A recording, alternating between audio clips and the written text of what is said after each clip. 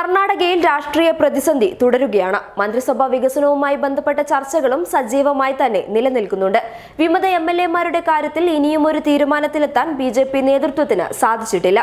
കഴിഞ്ഞ ദിവസം മന്ത്രിസ്ഥാന മോഹവുമായി ബിജെപി നേതാക്കൾ യെദ്യൂരപ്പയെ കണ്ടതും ഈ വിഷയത്തിൽ യെദ്യൂരപ്പയുടെ പ്രതികരണവുമാണ് ബിജെപിക്കുള്ളിലെ ആശയക്കുഴപ്പത്തെ ഇപ്പോൾ പരസ്യമാക്കിയത്. മന്ത്രിസ്ഥാന മോഹവുമായി യെദ്യൂരപ്പയെ കണ്ട ബിജെപി നേതാക്കളോട് യെദ്യൂരപ്പ പൊട്ടിത്തെറിച്ചു എന്നാണ് ദേശീയ മാധ്യമമായ ന്യൂസ് 18 റിപ്പോർട്ട് ചെയ്തത്.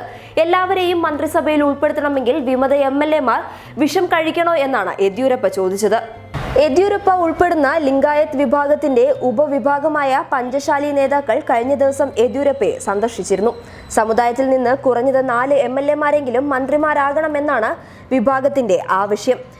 എന്നാൽ നേതാക്കളുടെ ആവശ്യത്തോടെ യെദ്യൂരപ്പ പൊട്ടിത്തെറിച്ചെന്ന് ദേശീയ മാധ്യമമായ ന്യൂസ് 18 റിപ്പോർട്ട് ചെയ്തു.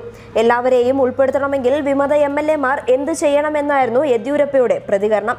രാജിവെച്ച കോൺഗ്രസ് JDS എംഎൽഎമാർ വിഷം കഴിക്കണോ എന്നും യെദ്യൂരപ്പ ചോദിച്ചു. വിമത എംഎൽഎമാരുടെ രാജിക്ക് പിന്നിൽ BJP ആണെന്നുള്ള ആദ്യ പരോക്ഷ തുറന്നുപറച്ചിൽ കൂടിയാണ് ഇത്. രാജിവെച്ച വിമത എംഎൽഎമാരെ കോൺഗ്രസും JDSഉം അയോഗ്യരാക്കിയിരുന്നു. അയോഗ്യതാ നടപടിയിലെ നിയമത്തിന്റെ നൂലാമാലകളിൽ വ്യക്തത വരാനാണ് BJP കാത്തിരിക്കുന്നതെന്നാണ് വിവരം. അതേസമയം വിമതരുടെ BJP ചർച്ച നടത്തുകയാണെന്ന് BJP വക്താവ് N. രവികുമാർ പറഞ്ഞു. വിമതരോട് BJPക്ക് കടപ്പാടുണ്ട്. രാജിവെച്ച് 17 പേരിൽ 10 പേരെയെങ്കിലും മന്ത്രിസഭയിൽ ഉൾപ്പെടുത്തണമെന്നാണ് പ്രതീക്ഷിക്കുന്നത് എന്നും രവികുമാർ പറഞ്ഞു. വിമതരെ ഉൾപ്പെടാതെ BJP സർക്കാരിന് നിലനിൽക്കാനാവില്ല. അയോഗ്യരാക്കിയ സ്പീക്കറുടെ നടപടിക്കെതിരെ എംഎൽഎമാർ സുപ്രീം കോടതിയെ സമീപിച്ചിട്ടുണ്ട്. സുപ്രീം കോടതിയുടെ നിലപാടിനായി കാത്തുനിൽക്കുകയാണ് എന്നും രവികുമാർ വ്യക്തമാക്കി. സുപ്രീം കോടതിയിൽ നിന്നും ഇടപെടലിനായി 4-5 ദിവസം കൂടി BJP കാത്തിരിക്കും.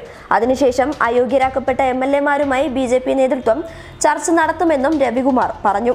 അതിനിടെ വിമതരെ മന്ത്രിസഭയിൽ ഉൾപ്പെടുത്താനുള്ള BJPയുടെ തീരുമാനത്തിനെതിരെ സംസ്ഥാന നേതാക്കൾ രംഗത്തെത്തി. മുതിർന്ന MLA-യായ മുനിരത്ന ഉൾപ്പെടെയുള്ളവരാണ് സംസ്ഥാന നേതൃത്വത്തെ ചോദ്യം ചെയ്തത്. വിമത നേതാക്കളായ ഭൈരവി ബസവരാജ്, റോഷൻ ബേഗ് എന്നിവരുടെ ക്രിമിനൽ പശ്ചാത്തലം ഉൾപ്പെടെ നേതാക്കൾ ചൂണ്ടിക്കാട്ടുന്നുണ്ട്. RSSഉം BJPയും തമ്മിലുള്ള പ്രശ്നങ്ങൾക്കിടയിൽ ജനങ്ങൾ എന്തു പിഴച്ചുവെന്ന് മുൻ മുഖ്യമന്ത്രി HD കുമാരസ്വാമി ചോദിച്ചു. മന്ത്രിമാർക്കും നാടിന്റെ വികസനത്തിനു വേണ്ടി ജനങ്ങൾ ഇനി എത്ര കാലം കാത്തിരിക്കേണ്ടി വരുമെന്നും കുമാരസ്വാമി ചോദിക്കുന്നു. വരൾച്ച പോലുള്ള രൂക്ഷമായ പ്രശ്നങ്ങൾ സംസ്ഥാനം നേരിടുമ്പോൾ മുഖ്യമന്ത്രി യെദ്യൂരപ്പ സമയം പാഴാക്കുകയാണ് എന്ന് JDSഉം പ്രതികരിച്ചു. News desk public Kerala.